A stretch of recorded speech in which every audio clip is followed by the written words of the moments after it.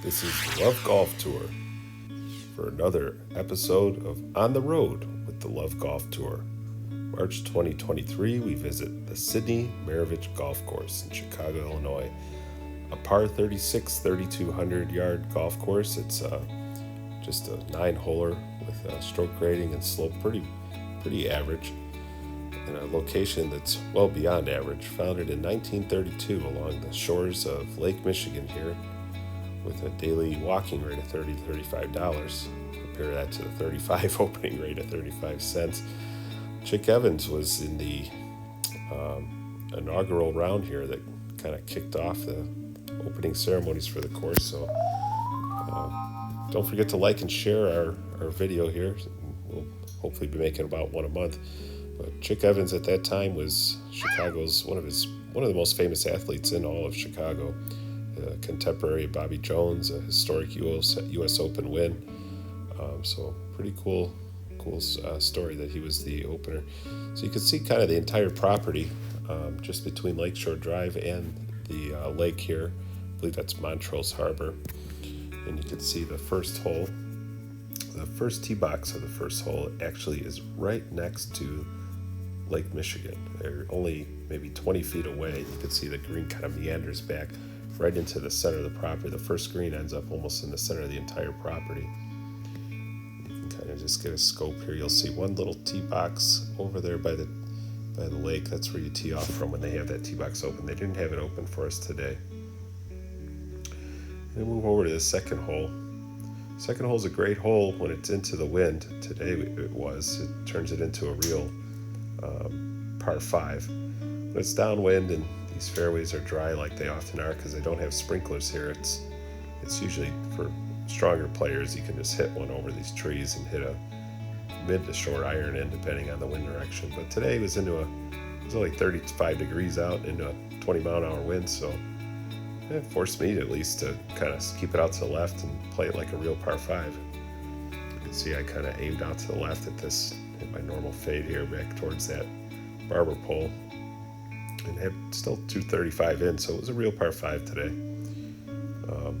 But I don't know, it's a pretty good hole. If you get off to the right, you're blocked out. Off to the left, you're blocked out. So you can see our buddy Tony from Just a Mess, is our celebrity golfer with us today in the group, teaching us how to drink and drive.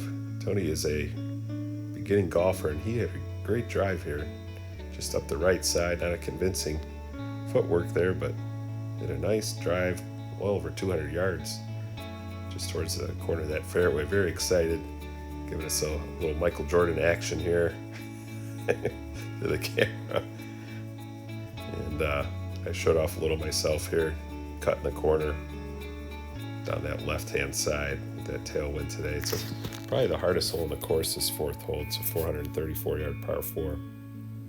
And when it's into the wind, one of the things about this course is the wind just shifts all over. I played 18 here in the past, and the wind came in different directions probably every hour and a half because you're right by the lake. So especially on cold days, when you get it right next to this lake wind, the ball goes nowhere into it sometimes. So cutting that corner is not possible all the time. So makes it for a really challenging golf course. The rating is deceiving here just because of the location, and some of the greens can really get away. They're very slopey, a lot of little tight spots and trees that are low. We'll move on to the fifth hole. This is the only hole right along the lake the whole time. It's playing back into a strong wind today. Just kind of give you a nice proximity there to where this hole actually is. There's a couple guys having a lot of fun out there, enjoying the views, enjoying the atmosphere and camaraderie of a game we love so much. I'll just give you a nice view here of this hole going all the way along Lake Michigan and the Montrose Harbor you can see up there on the right. So a very cool golf hole. It's kind of unfortunate that they have this much lakefront. This is the only hole all the way along, and then they have the lake path there that you got to keep the trees there to protect the people walking. And you can see we got up to the seventh hole, and the wind was just howling here on 7. We had a hard time keeping the drone steady. But it's, like I was saying, it's one of the things that make this property cool is that you can almost put any kind of golf course on it, and it would be challenging just because of the winds, that come in and out and change direction, and you really notice that throughout the day that you're out here. And just wanted to give you kind of a proximity to Lakeshore Drive here. It's right on the city. It's one of the things. Another thing that makes this property so cool is that within just 9 holes, you're right along Lake Michigan, and you feel like you're totally out of the city. And then by the end of the round, you get a nice little reminder here that, hey, you're still in almost downtown Chicago here, and you're going to end up with bikers and joggers along that path on summer days, and always nonstop traffic on Lakeshore Drive. And Tony hit another good one here, just up the right side. He hit a little draw on it. It was a very nice shot on this 314-yard par 4. Another good hole. It's a challenging green.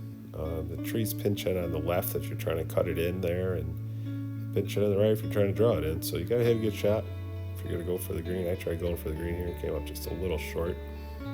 But it's a good hole. It's all the space they have on this city course, and they made good use of it. So pretty cool hole. You can see once again just how close you are. You can see the Hancock Center out there and Lake Point Tower. One of the farthest points from the lake on the property. See if we can see in any of these buildings. Hello there. And the 9th hole is a decent finishing hole, 370 yards. There's out of bounds on the right, or drives it stray off too far, and you got to kind of just take it over this trap on the left. Tony hit a great drive that went through the fairway. I was able to get one up there, or through the bunker in the fairway. I was able to get one up there to about 70 yards and wedge it up. And Tony, meanwhile, had his chance for his first par of the day. You can see there's this beautiful view of the lake in the background on the left, and this old historic clubhouse that they could probably do a lot more with, but like I said before, I think this place makes so much money that I don't think they have to do much. There's Tony's first par chance, just lips it out. That is a tough run there.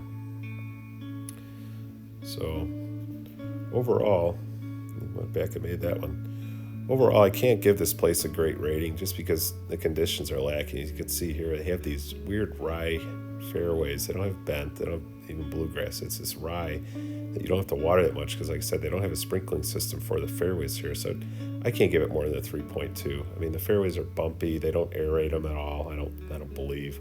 The sand just feels like it has too much sand in the bunkers, which is, I guess, should be usually a good thing, but you're all on level and you just fall over. They don't rake them, despite charging a premium price for the spring. Nobody's out there maintaining the place.